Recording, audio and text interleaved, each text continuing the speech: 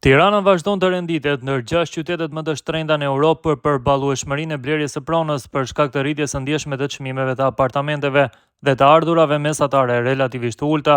Sipas të dhënave të fundit të Numbeo, për gjysmën e parë të vitit 2025, koha e nevojshme për të blerë një apartament në Tiranë ka shkuar në 18 vite, duke u rritur me rreth 3 vite krahasuar me vitin e kaluar, kur nevojiteshin 15.3 vite.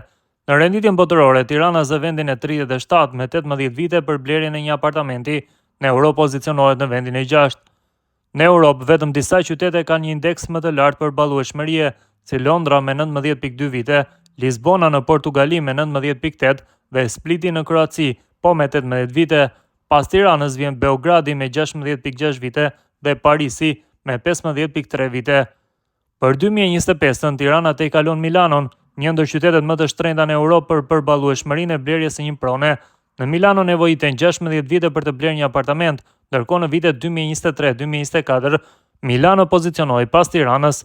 Në rajon, qytetet e tjera si Beogradi dhe Novi Sadi kërkojnë rreth 16.6 dhe 16.4 vite për të blerë një pronë, ndërsa Prishtina, kryeqyteti i Kosovës, ka një përballueshmëri prej 14.6 vite, në Sarajevo duhen 15.4 vite.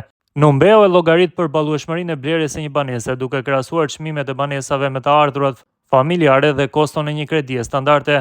Fillimisht përdor raportin çmim ndaj të ardhurave që tregon sa vite pune duhen për të blerë një apartament 90 metër katror, duke marrë mesataren e çmimeve në qendër dhe jashtë qendrës së qytetit dhe të ardhurat neto të një familjeje.